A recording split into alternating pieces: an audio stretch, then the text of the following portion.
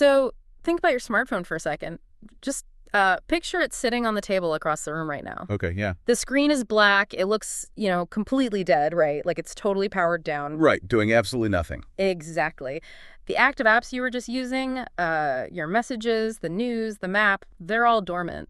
But you and I both know the phone isn't actually turned off. No, of course not. Underneath that blank screen, there is this silent, invisible operating system constantly humming in the dark. Yeah, it's maintaining the battery, pinging cell towers, running the internal clock. And most importantly, it's preserving all your data, all your deeply ingrained settings, so that the absolute millisecond you touch that glass, the screen floods with light, and you're exactly where you left off. It's a great analogy for what we're talking about today. Right. Because according to a profoundly strained, incredibly rigorous text we're diving into today, your own mind is doing the exact same thing right now. Yeah, it is. And for this deep dive, we're going to be looking at the source material titled 3, Rebirth and Samsara. Now, just hearing that title, you might brace yourself for like a highly theoretical religious studies lecture. Which it really isn't. Not at all. It doesn't present itself that way. It reads much more like a mechanical manual, like an alchemical manual for observing the most deeply hidden gears of your own existence and then, figuring out how to dismantle them. It's vital to unpack that specific word the text uses, right? The word alchemist, because it frames everything we're about to discuss. Yeah, break that down for us. Well, we aren't dealing with medieval folklore here. We aren't talking about boiling lead in a crucible, hoping it turns into physical gold. Right, no wizard robes here. Exactly. The alchemy detailed in this material is strictly the transmutation of awareness. Wow, okay. It's the incredibly precise, almost clinical process of taking the base, unrefined, knee-jerk habits of our conditioned minds and transmuting them into total liberation. That is a massive promise. It is. But the text sets a very high bar right out of the gate. It insists that to even begin this process, we can't just philosophize. We have to actually do the work. Yes, we have to look inward and observe the actual subtle machinery that keeps us bound to our habits and, by extension, to the cycle of birth and death. Which is really our central mission today for you, the listener. We want to help you map that subtle machinery. Because the source material argues that we are all caught in this relentless, exhausting cycle. Very exhausting. And it's being driven by a massive foundational error in how we perceive our own reality. But before we get into the invisible mechanics of the mind, the text grounds its entire philosophy in a single, incredibly evocative visual diagram. It's such a striking image. It really is. It's a piece of evidence I want to describe for you in detail because it's the kind of image that instantly bypassed my intellectual brain and just hit me right in the gut. The visual cryptography in that opening diagram is remarkable. I mean, it doesn't just decorate the text. It serves as a structural map for the psychological mechanics we're going to break down. Okay, so picture this. A large, highly textured circle. Inside that circle, there's a dense geometric arrangement, a diamond shape, and within that diamond, a square, which creates these 4 interlocking quadrants. But your eye doesn't really rest on the geometry, does it? No, not at all. It's immediately pulled to the dead center. Right in the middle is a single split face. 2 distinct profiles merged into one central entity. Right. The left half of the face is illuminated by a brilliant, radiating sunburst, and the right half of the face is cast in shadow, resting against a crescent moon. It's this incredibly stark depiction of duality. Yeah, day and night, active cognition and passive rest, life and death. And that central face, framed by the sun and moon, is representing the continuous, unbroken flow of awareness through entirely different states of being. Okay, the flow of awareness. Exactly. You have the brilliant, active light of waking cognition, like the thoughts you are aware of having right now, and you have the dark, hidden gravitational pull of the unconscious mind. But the diagram doesn't let you just observe that face in peace. No, it surrounds it with absolute chaos. It really does. Filling the negative space of the diamond and the square orbiting the central split face is an endless, Escher-like maze of staircases. Like those optical illusions where the stairs just loop forever? Exactly. They connect at these impossible, vertigo-inducing angles, and on these staircases are featureless, shadowy human figures. Just perpetually moving. Yes, they are in perpetual motion, walking up a flight, turning a sharp corner, walking down, walking sideways across an inverted step. They never actually reach a destination. Never. They're just endlessly ascending and descending in this closed, inescapable loop. I have to say, when I first looked at those figures trudging up and down the stairs, I felt this profound sense of physical exhaustion. It's very heavy. It was this immediate recognition of, oh, that's us. That's what we are doing all day, every day. The claustrophobia of that image is entirely intentional. I mean, it is a visualization of Samsara. Right, the cycle. Yeah, the endless churning cycle of conditioned experience. But the text doesn't just show us the trap. It immediately points out the core misapprehension that keeps those shadowy figures locked in their marching. Which is what? The foundational error we are making in every waking second is that we mistake the continuous, ever-shifting flow of our consciousness for a solid, static self. We feel like we are a concrete noun when really the text says we are a verb. I love that. That's a powerful way to distill it. We operate under the deep-seated assumption that we are the exact same enduring entity from moment to moment. Like the me today is the same me from when I was 5 years old. Exactly. From our earliest childhood memories right up to old age, we think there's a permanent I watching the movie of our lives. Sitting in a little theater in our heads. Right.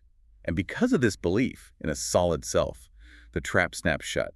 We cling desperately to things that reinforce that self, and we aggressively push away things that threaten it. And we project that same false solidity onto the world around us. We do. We get completely consumed by the drama of those endless staircases, obsessing over getting to a higher step, terrified of slipping down to a lower one. Okay, let's unpack this, because this raises a massive question. If we are actually just a flowing stream of consciousness, a verb, why does the illusion of the self feel so undeniably real? It feels incredibly real. Right. Why do you and I feel so solid? To answer that, the text says we have to look away from our active, noisy thoughts. We have to look at what's happening in the microscopic gaps between our thoughts. Yeah, we have to look at that underlying operating system I mentioned earlier with the smartphone. What exactly is this humming background field the text is talking about? Well, the text introduces the Pali term Bhavaṅga. It translates roughly to the life continuum or the factor of existence. Yes. And to really grasp the physics of the Bhavaṅga, we have to completely dismantle our normal understanding of waking consciousness. How so? We tend to think our waking mind is like a flashlight turned on in a dark room, like a continuous unbroken beam of light. Just a steady stream of awareness. Right. But the text argues this is an illusion. Ordinary active consciousness is actually a rapid-fire series of incredibly brief, discrete cognitive flashes. Just flashes. So So it only sparks into existence when the mind actually makes contact with an object. Like you see a coffee cup on your desk, flash. You hear a siren outside, flash. you suddenly remember an awkward text you sent yesterday, flash. Exactly. It's very stop motion. Precisely. Active consciousness is always consciousness of something. It requires a sensory or mental object to arise. Right, you don't just see, you see a color. You don't just hear, you hear a pitch. But here is where the mechanical rigor of the text comes in. What happens in the microscopic intervals between those discrete flashes of seeing and hearing? The dark spaces between the flashes. Yeah. Or, taking it to a macro level, what happens when you are in deep dreamless sleep or under general anesthesia? That's a great point. If active consciousness requires an object to flash, and those objects are temporarily gone, does your awareness just cease to exist? Are you effectively annihilated every time you fall into deep sleep, and a brand new entity is spontaneously generated when you wake up? The alchemical manual says absolutely not. Awareness doesn't cease. It subsides. It sinks down. It sinks down into this passive underlying stream, the Bhavaṅga. Oh, I see. So it's exactly like the smartphone operating in the dark. It is. The apps are shut down, the screen is black, but the core code is still rapidly executing in the background, preserving the baseline state of the device. The smartphone analogy holds up incredibly well here, particularly because the background operating system of a phone isn't a single, solid, unchanging block of metal either. Right, it's code, it's moving. It is a continuous, rapid execution of code. The text is fiercely adamant that the Bhava is not a soul. Okay, that's a crucial distinction. It's very crucial. It is not an eternal, unchanging ghost hiding behind the curtain of your mind. It is a conditioned process. So it's active. It is a rapid succession of mental moments, just like the active mind, but its object is incredibly subtle. It functions essentially as a carrier wave. Okay, like in radio broadcasting. Exactly like that. The carrier wave itself doesn't contain the music or the DJ's voice. That's the active modulation layered on top, right? But the carrier wave is the underlying frequency that makes the transmission possible in the first place. It carries the momentum. It carries the momentum. That's it. It carries the momentum of your accumulated habits, your deepest tendencies, your karmic weight. Wow. When your active mind shuts down in deep sleep, your unique psychological tendencies, your deep-seated propensity for anxiety, or your underlying disposition toward generosity, they don't vanish into thin air. They're just resting on that carrier wave. They are held in dynamic potential within this life continuum.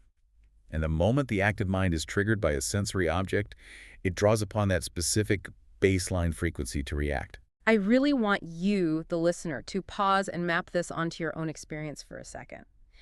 Think about how utterly captivated you are by the flickering flashes of your daily life. The constant flashes. Yeah, the dopamine hit of a notification, the taste of your morning coffee, the stress about a deadline. We are entirely addicted to the active flashes. We really are. And the text points out that we are so mesmerized by the foreground that we entirely overlook this silent, continuous background field. We don't even realize the operating system is there, running the entire show from the dark. We ignore it because, subjectively, it feels featureless compared to the high-definition drama of sensory life. It's just too quiet to notice. Right. But the text argues that it is this very background field against which the entire drama of our lives and ultimately our deaths unfolds. It's the canvas. Yes. The Bhavaṅga is the invisible thread that stitches the chaotic, disparate flashes of our existence into the feeling of a coherent life story. Which brings us to the most difficult and, frankly, the most frustrating part of this framework for me. I think I know where you're going with this. If this underlying current is just a process, if it's just a rapid succession of mental code and absolutely not a solid soul, how on earth does a person move from one life to the next? Yeah, that's the big one. I have to stop you here and really push back, because the text seems to be contradicting itself. If there is literally no soul, no enduring self transferring over, then the idea of karma and rebirth sounds like a massive, convenient loophole. It does sound like a paradox. How can an action have a consequence for me in the next life if I don't actually exist to experience it? What exactly is making the jump across the abyss of death? That pushback is essential. I mean, Yeah. It is the single most common and mathematically complex point of friction when encountering this system. I'm glad I'm not the only one. Not at all. It feels like a paradox. Oh. The text explicitly states rebirth does not involve the transfer of an agent from one body to another. There is no ethereal ghost that packs his bags, vacates the failing physical shell, and flies into a new embryo. Right. No soul carrying a little karmic briefcase. None. No briefcase, no ghost. Instead, the text forces us to look at rebirth solely as the continuation of causal processes within a conditioned stream. Cause and effect. It is cause and effect, pushed to its absolute, uncompromising existential conclusion. Okay, walk me through that. Every single moment of consciousness arises strictly dependent on the conditions of the moment immediately preceding it. Right, like dominoes. Exactly.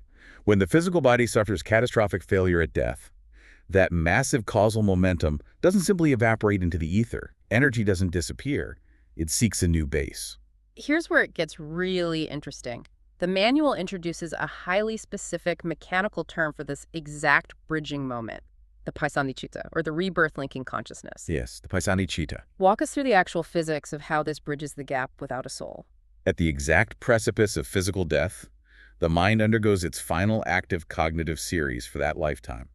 As the body fails, that dying mind inevitably grasps a final object. Like a final thought. Yes, the text details that this object could be a powerful, defining memory from the life just lived. Oh, wow. Or it could be a heavy karmic weight, like a deeply ingrained habitual emotion of terror or profound peace rising to the surface. So whatever you've practiced the most. Right. Or it could be what the text calls a sign of destiny, a visionary, almost hallucinatory glimpse of the realm the momentum is about to propel the stream toward. It's the final energetic imprint of the dying operating system. Yes, and that final, heavily weighted object conditions the very next instantaneous moment of consciousness. The body is dead. Right. Because the old physical hardware, the body is dead and can no longer support awareness, That highly conditioned next moment of consciousness arises in a completely new location. Just spontaneously. It sparks in a new physical form that provides the precise vibrational match for those conditions. That single, microscopic, bridging moment of awareness is the Paṭisandhi Citta. To wrap my head around this causality without a soul, I was thinking about a relay race, but like a very weird one. Okay, let's hear it. Usually we focus on the physical aluminum baton being handed from runner A to runner B. In our normal view, the soul is the baton. Right, a solid thing being passed. But in this alchemical framework, there is no baton. Instead, imagine runner A is sprinting with everything they have toward the exchange zone, and at the exact moment they collapse, runner B instantly starts sprinting. Ah, I see. Runner B didn't receive a physical object, but their starting speed, their trajectory, and the sheer force of their launch were entirely dictated by the final exhaustive step of runner A. The kinetic energy made the jump. Exactly. The momentum transferred without a substance. The transfer of momentum, not substance. That is the perfect way to conceptualize the Paṭisandhi Citta. It is the instantaneous transfer of kinetic karmic energy. It's just wild to think about. It is. But here's the most crucial part, the part that ties this entire mechanic back to our daily lives. Once that single moment of rebirth-linking consciousness flashes into existence in the new embryo, what happens to it? Does it keep flashing? No, it doesn't stay active. It immediately drops down into the passive state. It becomes the new Bhavaṅga for that entirely new lifetime. Oh, wait. So Yeah. that one final moment from the previous life becomes the new operating system. Yes. The quality of that final dying moment sets the baseline reality, the default resting frequency for the entire next existence. That is heavy. Very. If the final cognitive moment of runner A was rooted in deep, unresolved anger and paranoia, the new Bhavaṅga of runner B will be characterized by a painful, restrictive, highly reactive frequency from day one. Just baked right into the hardware. Exactly. But if the final moment was rooted in profound generosity and clarity, the new Bhavaṅga will be inherently expansive and stable. This means the baseline awareness you were born with wasn't a roll of the cosmic dice. Not at all. It was deeply mechanically conditioned by past actions and habits. The momentum generated by runner A dictates the entire baseline of runner B's race. And because of this ruthless causality, we have to look directly at the engine that is generating all this momentum in the first place. We have to examine the gears of Saṃsāra. Right, the endless stairs. Yeah, we saw Saṃsāra visualized as those endless, exhausting stairs in the diagram. The text defines this engine as the endless cycling of experience driven by three primary psychological forces. Craving, aversion, and ignorance. Those three. Break those down for us. Well, we possess a deep ignorance of our own impermanence. Because we think we are a solid self, we crave sensory experiences that reinforce us. We want things that make us feel good and solid. Exactly. And conversely, we violently push away experiences that threaten us. That's aversion. This constant pushing, pulling, and grasping generates massive friction in the mind. And that friction is volitional action. It's the choices we make every single day. Yes, and those volitional actions accumulate as karmic conditioning. But wait, when you say karma, a lot of people think of like a cosmic scorecard. Right, that's a huge misconception. It's critical to understand that karma in this text is not a cosmic judge keeping a ledger of your sins and virtues. There's no guy with a clipboard. No clipboard. It is simply the blind, impersonal law of spiritual physics. Every intentional action leaves a residue, a specific momentum in the stream of consciousness. Like dropping a pebble in a pond. Exactly. Mm-hmm. And it is this accumulated, unseen force that literally pushes the stream towards specific modes of existence, either upward into expansive states or downward into misery. There is a quote provided in the source material that hit me like a ton of bricks regarding this. It's verse 127 from the Dhammapada, which is a foundational text in this tradition. Very famous verse. It says something like, not in the sky, nor in the middle of the ocean, nor by entering a mountain cave, there is no place on earth where one might escape the result of one's deeds. The imagery is so stark. It really is. You can build a rocket and fly to the stratosphere. You can dive to the Mariana Trench in a submarine. You can hide in a reinforced bunker. But your karmic momentum is encoded into the very stream of your own mind. Yes. You cannot outrun your own operating system. You cannot outrun it because you are it. The momentum is the very fabric of how you perceive reality. That's terrifying. It is. And this brings us to what I consider the most massive reality-bending revelation in this entire alchemical text. It requires a complete paradigm shift. Okay, I'm ready. When we casually talk about rebirth or different realms like heaven or hell, we usually imagine a geographical map. Yeah, like heaven is a place up there in the clouds and hell is a cavern down there under the Earth's crust. Right. But the text explicitly dismantles this geographical illusion. It states quite plainly a realm is not fundamentally a physical location. It is a quality of awareness. A quality of awareness. We inhabit the world that matches our mind. Oh, wow. The world is just a mirror. Saṃsāra is not a geography out there. It is right here, spinning in our own deluded perceptions. The realm you are born into is simply the external hardened manifestation of the internal state of your Bhavaṅga. I want to connect this directly to your daily life, the listener, because while the text is talking about vast cosmic lifetimes, we all experience micro versions of this phenomenon every single day. Oh, absolutely. Think about a morning where you wake up after a brutal argument with a partner, or you are suffocating under financial stress. You wake up in a hellish internal state. We've all been there. Right. You walk out your front door, and what do you actually see? You perceive the traffic as a personal attack against you. You view the barista taking too long as a deliberate act of disrespect. Everything is abrasive. The weather feels physically oppressive. The entire city looks ugly, hostile, and threatening. Because your mind is hostile. Exactly. Now think about a morning where you wake up deeply in love, or you just found out you got a massive promotion. You wake up in a heavenly internal state. A totally different Bhavaṅga. Yes. You take the exact same commute, you walk the exact same physical streets, but suddenly the traffic is just a nice opportunity to listen to your favorite playlist. The barista seems charming and hardworking. The weather is crisp and invigorating. Right. The physical geography of the city hasn't changed one microscopic bit.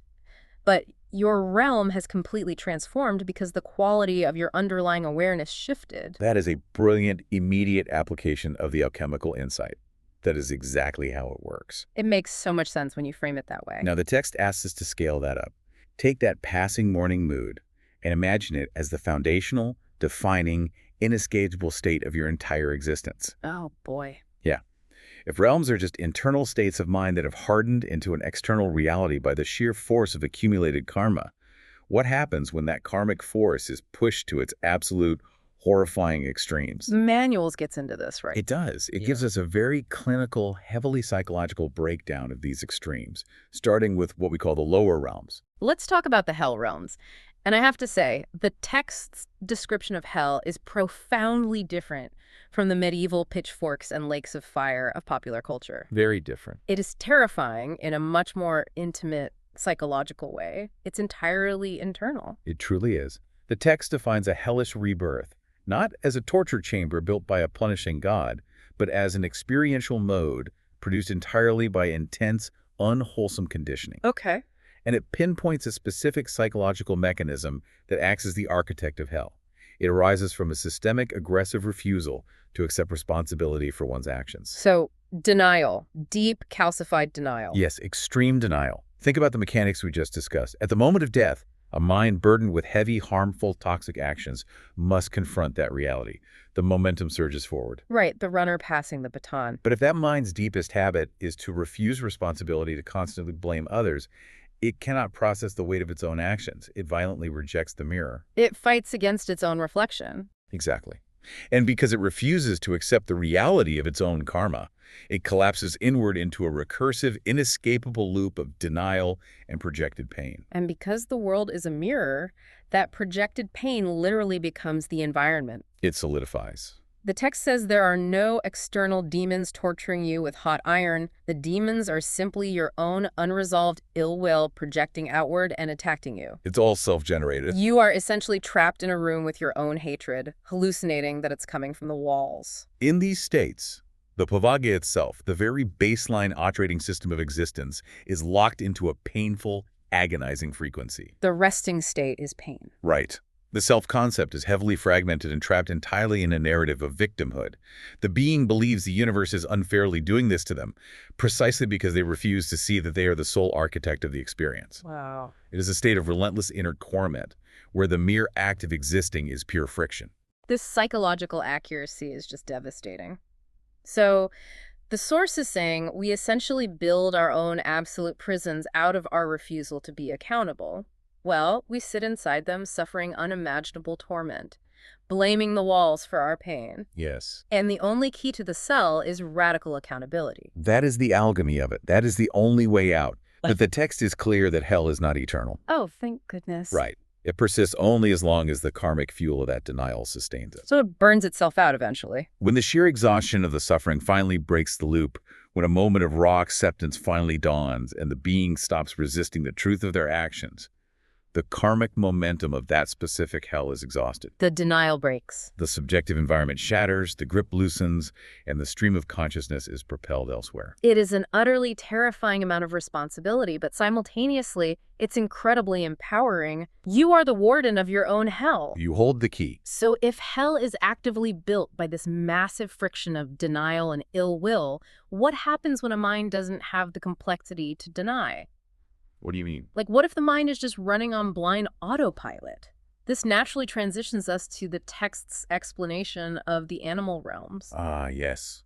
The animal realm operates on a very different mechanical frequency. How so? It arises not through active malice, but through habitual, unexamined, purely reactive actions. Just going through the motions. Exactly. Yeah? The text describes the Bhavaṅga of an animal rebirth as a neutral investigating consciousness. Neutral investigating consciousness. Now, neutral doesn't mean peaceful. It means it lacks the moral weight of active cruelty, but it is also severely limited. Limited in what way?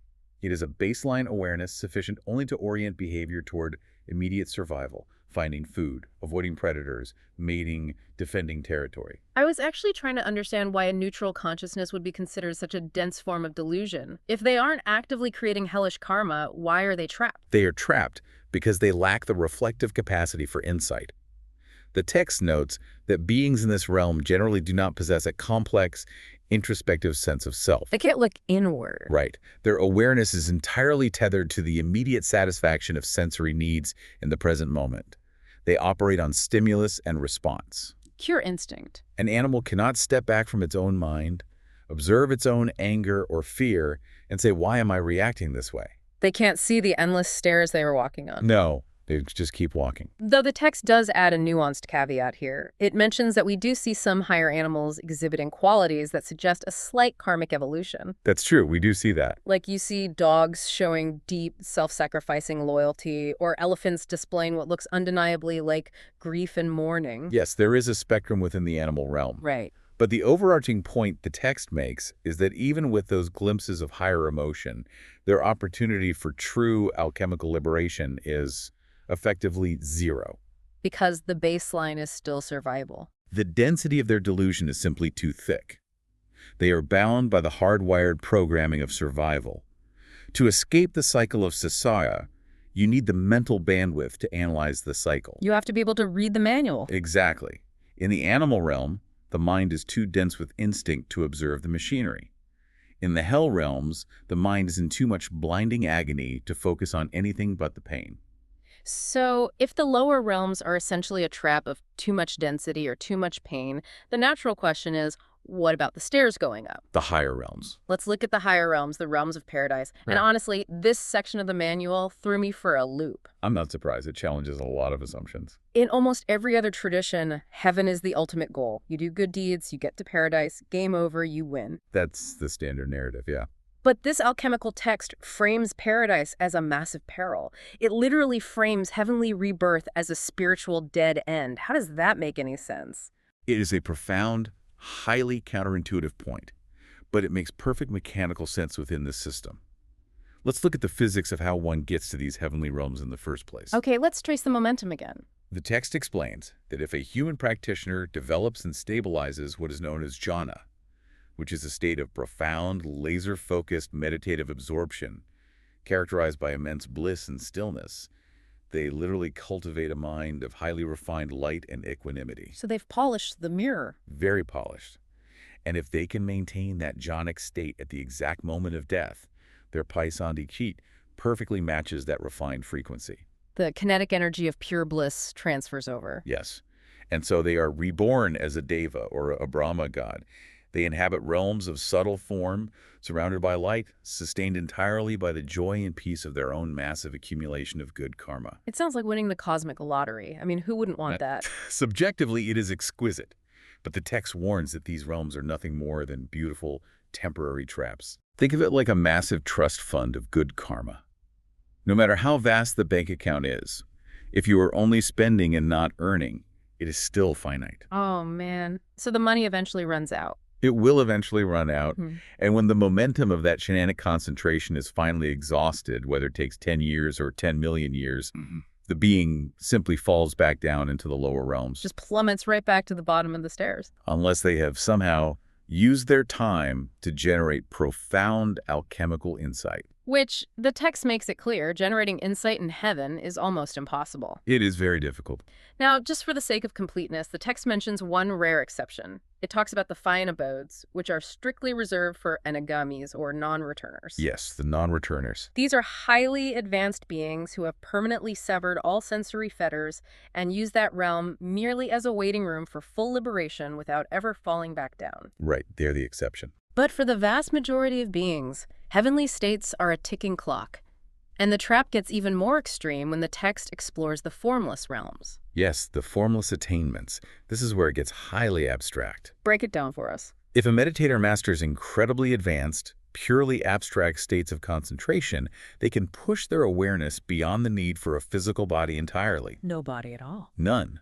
They can be reborn in a realm devoid of all form, space, or sensory data. Their Bhavaṅga is linked purely to infinite concepts, like boundless space, infinite consciousness, or the incredibly subtle state of neither perception nor non-perception. Okay, I have to stop and ask, why does the manual call these highly advanced, unimaginably peaceful states spiritual dead ends? Because they don't lead to liberation. I mean, existing as pure, boundless space for eons sounds significantly better than trudging up and down the Escher stairs of anxiety and physical pain. It sounds better because we are exhausted by our current suffering.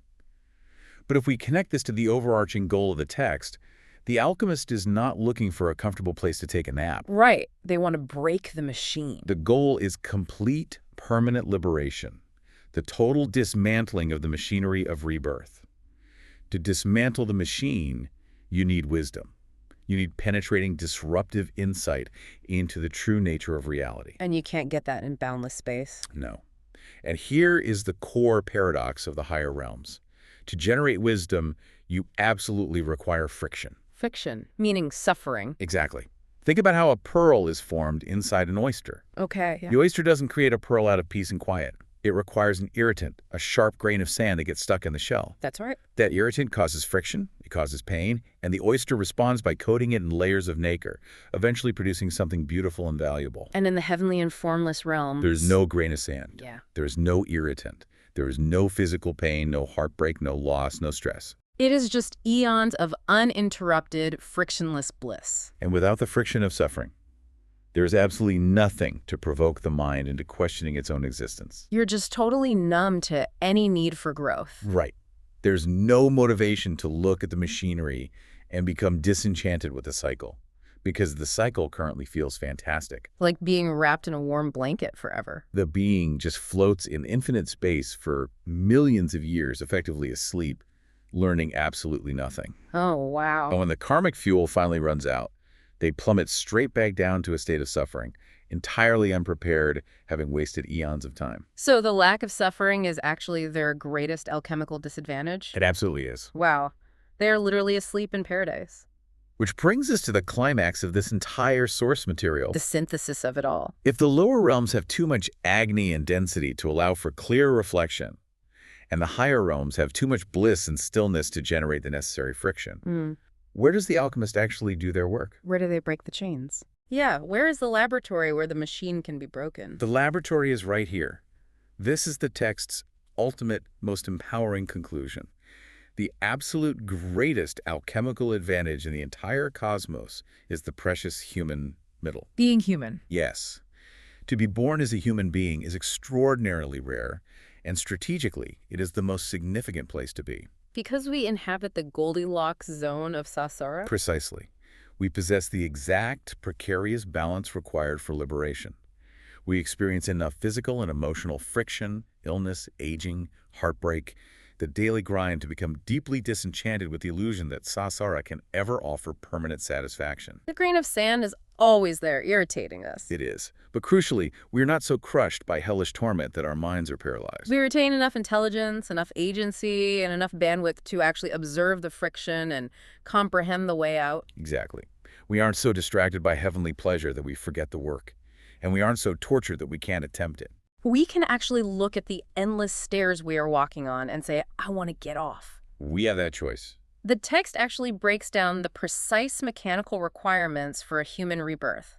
It says it requires a double-rooted, wholesome consciousness at the moment of death. The momentum has to be specific. Meaning, the Paṭisandhi Citta must be conditioned by non-greed, which manifests as generosity, and non-ill will, which manifests as loving kindness. A baseline of basic moral goodness is the minimum requirement just to boot up the human operating system. Just to get through the door. Right. But the text highlights something even more profound. It points out that the most precious rebirths are those humans born with the third root, wisdom. Triple-rooted humans. What does that actually look like in practice? These are individuals who possess a natural, almost innate affinity for grasping complex, abstract truths about reality. And the text gets highly specific, even locating this capacity physically. Really? Where? It states that the human Bhavaṅga is uniquely rooted in the Hridaya Vatu, the heart base. The heart. This is a subtle physical dependency that supports an extraordinary capacity for complex emotional and intellectual synthesis. Let's dive deep into that, because emotional and intellectual synthesis sounds a bit, academic. Yeah. What does the Hridaya Vatu actually allow us to do? It allows us to hold the duality of the diagram we saw at the beginning. It allows us to hold the sun and the moon simultaneously. Day and night. Think about it. Intellect without emotion leads to cold, detached nihilism. You see the mechanics of the universe, but you don't care about the suffering of others. Like a robot analyzing a car crash. Exactly. Conversely, emotion without intellect leads to chaotic, blind reactivity. You feel everything, but you have no structural understanding of how to fix it. You're just overwhelmed by the crash. Right. The human heart base, this unique triple-rooted consciousness, allows us to feel the profound emotional weight of suffering. Which is compassion. Yes. While simultaneously applying rigorous, detached intellectual analysis to dismantle its causes. Which is wisdom. Exactly. It is the only state where the mind is sharp enough to dissect the illusion of the self, and the heart is open enough to care about the result. That is incredible. And this perfectly sets up the second major quote from the text, Dhammapada, verse 165.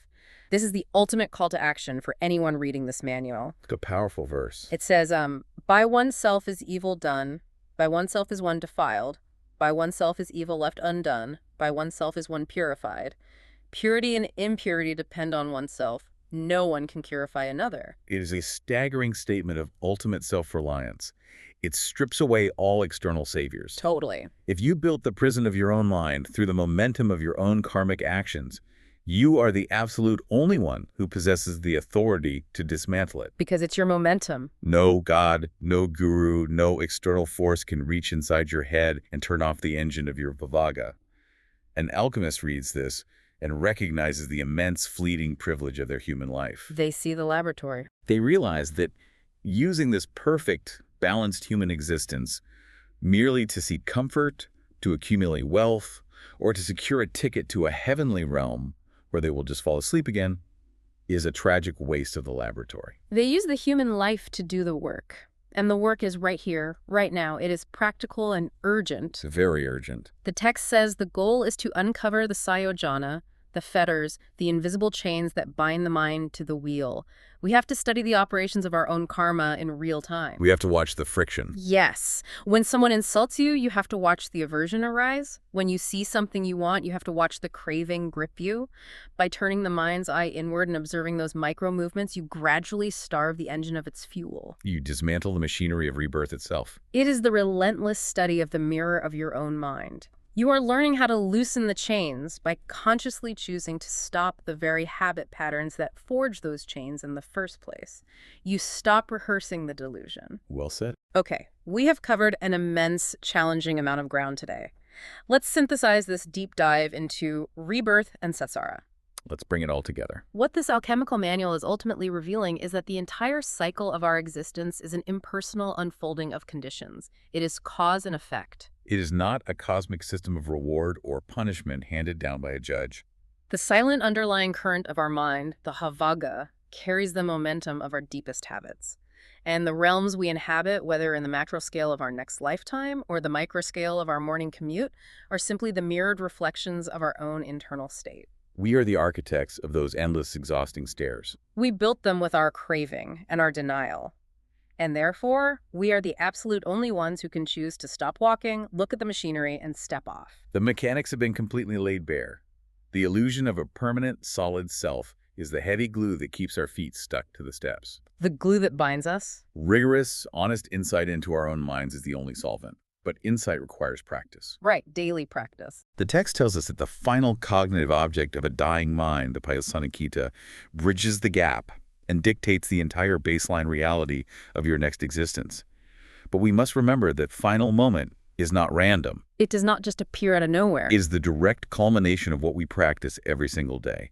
The habits we reinforce right now become the default settings of our mind under the ultimate pressure of death. Wow. So as you go about your precious, perfectly balanced human life today, ask yourself, based on your most habitual thoughts, your daily reactions, your deep-seated resentments, and your quiet generosities, what final object are you implicitly rehearsing right now? Thank you so much for joining us on this deep dive.